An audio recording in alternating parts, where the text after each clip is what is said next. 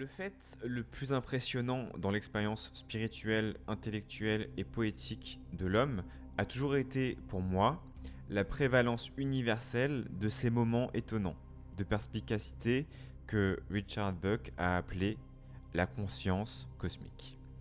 Il n'existe pas vraiment de nom satisfaisant pour ce type d'expérience. La qualifier de mystique, c'est la confondre avec des visions d'un autre monde ou de Dieu et d'anges. L'appeler spirituelle ou métaphysique suggère qu'elle n'est pas également extrêmement concrète et physique, tandis que le terme conscience cosmique lui-même a la saveur un peu poétique du jargon occultiste.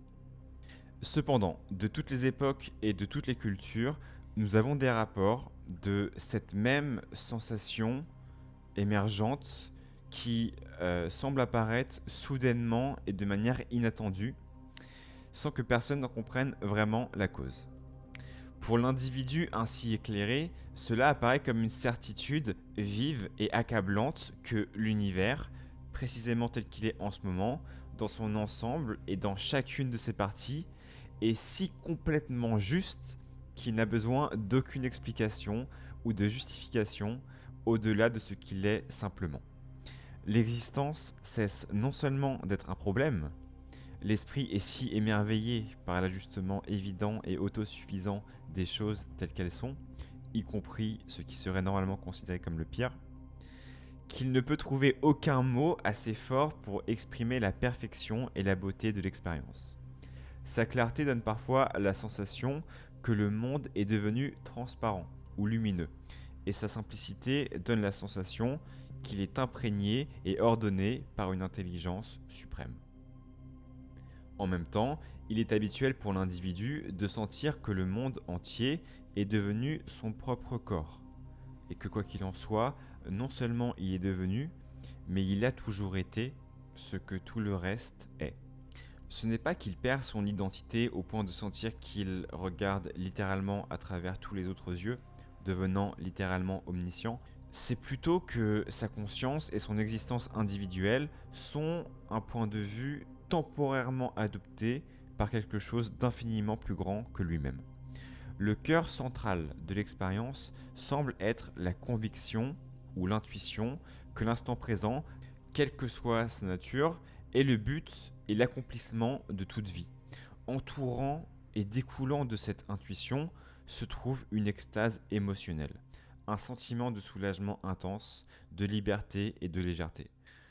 On trouve également un amour gigantesque, presque insupportable pour le monde, qui est cependant secondaire. Souvent, le plaisir de l'expérience est confondu avec l'expérience elle-même, et l'intuition perdue dans l'extase, de sorte qu'en essayant de retenir les effets secondaires de l'expérience, l'individu souvent manque le point essentiel, qui est que l'instant présent est complet, même lorsqu'il n'est pas extatique. Car l'extase est un contraste nécessairement impermanent dans la fluctuation constante de nos sentiments. Mais l'intuition, lorsqu'elle est suffisamment claire, persiste. Ayant une fois compris une compétence particulière, la facilité tend à demeurer. Les termes dans lesquels un homme interprète une expérience pareille sont naturellement tirés des idées religieuses et philosophiques de sa culture. Et leurs différences apparentes cachent souvent une identité fondamentalement commune. Comme l'eau cherche le cours de moindre résistance, les émotions se parent des symboles les plus facilement accessibles. Et l'association est si rapide et automatique que les symboles peuvent sembler être au cœur même de l'expérience. Petite parenthèse ici pour expliquer ce qu'il dit. En vrai, c'est moi qui parle. Là, il est en train de décrire l'expérience mystique, la conscience cosmique, telle qu'elle est vécue à travers le temps et à travers les individus et les cultures. Il explique surtout que chacun va décrire son expérience un peu à sa manière. Et bien sûr, on va essayer de décrire avec les mots qu'on connaît, avec la culture qu'on a. Et bien souvent avec les idées culturelles, religieuses et spirituelles qu'on a. Et c'est ce qui va illustrer maintenant. Pour un théiste, cela semblera naturellement être aperçu comme la présence de Dieu, comme ce témoignage de William James, qui décrit la chose suivante. Les cieux même semblaient s'ouvrir et déverser des rayons de lumière et de gloire. Pas seulement pour un instant, mais toute la journée et la nuit. Des flots de lumière et de gloire semblaient inonder mon âme. Et oh, combien j'étais changé, et tout devenait nouveau. Mes chevaux et mes cochons et tout le monde semblait changer. Ensuite, il passe à une autre illustration, un autre exemple. Mais la clarté peut également suggérer la transparence, ou le sentiment que le monde qui nous confronte n'est plus un obstacle, et que le corps n'est plus un fardeau. Pour un bouddhiste, tout cela évoque naturellement la doctrine de la réalité comme le vide insaisissable et indéfinissable, qu'ils appellent sunyata. Et donc là, il cite: Je suis revenu dans la salle et j'étais sur le point de rejoindre mon siège lorsque toute la perspective a changé. Une vaste étendue s'est ouverte et le sol est apparu comme s'il s'était affaissé. En regardant autour de moi, en haut et en bas, tout l'univers avec ses innombrables objets sensoriels apparaissait désormais tout à fait différent.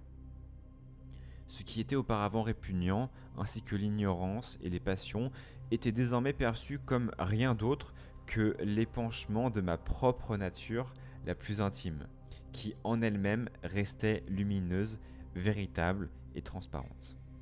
Alan Watts reprend. Comme une même douleur peut être décrite comme une vive piqûre ou comme un froid piquant, les descriptions de cette expérience peuvent prendre des formes qui semblent totalement opposées. Une personne peut dire qu'elle a trouvé la réponse à tout le mystère de la vie, mais qu'elle ne peut pas l'exprimer avec des mots. Une autre dira qu'il n'y a jamais eu de mystère et donc aucune réponse à cela. Car ce que l'expérience lui a rendu clair, c'est l'irrévérence et l'artificialité de toutes nos questions. L'un se déclare convaincu qu'il n'y a pas de mort, son vrai moi étant aussi éternel que l'univers. Un autre affirme que la mort a simplement cessé d'importer, car le monde présent est si complet qu'il ne nécessite aucun avenir. L'un se sent pris et uni à une vie infiniment autre que la sienne, mais comme le battement du cœur peut être considéré comme quelque chose qui vous arrive ou quelque chose que vous faites selon votre point de vue, un autre sentira qu'il n'a pas expérimenté un Dieu transcendant, mais sa propre nature, la plus intime. L'un aura l'impression que son ego ou son moi s'est élargi pour devenir l'univers entier, tandis qu'un autre aura l'impression de s'être totalement perdu et que ce qu'il appelait son ego n'était jamais rien d'autre qu'une abstraction. L'un se décrira comme infiniment enrichi, tandis qu'un autre parlera d'être réduit à une pauvreté absolue, qu'il ne possède même pas son esprit et son corps. Il n'a pas le moindre souci au monde. Rarement l'expérience est-elle décrite sans métaphores qui pourraient être trompeuses si elles étaient prises littéralement.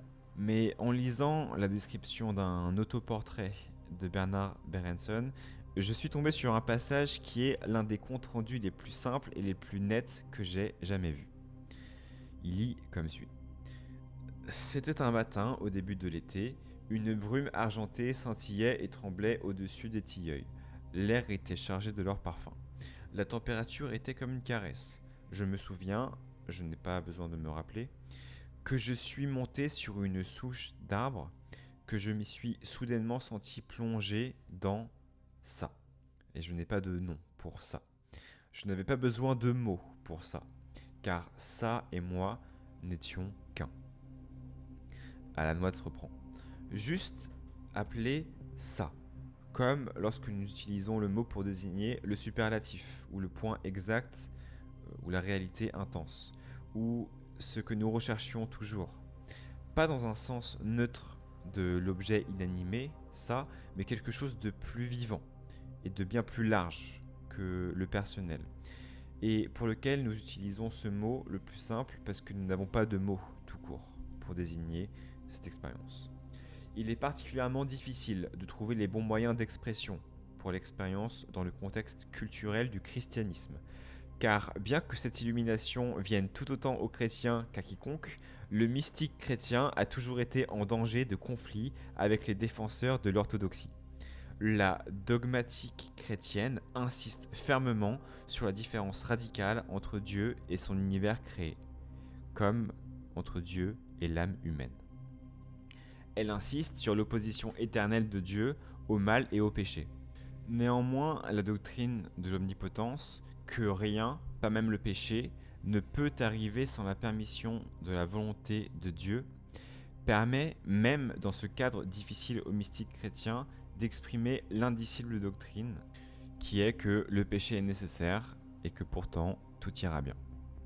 Ici, j'abrège un petit peu ce passage où il dit en gros que voilà, c'est dur pour les chrétiens de parler de l'expérience mystique parce que ça ne colle pas avec leur manière fondamentale de voir les choses. Comment peut-on être tout si on n'est qu'un petit humain créé par Dieu ?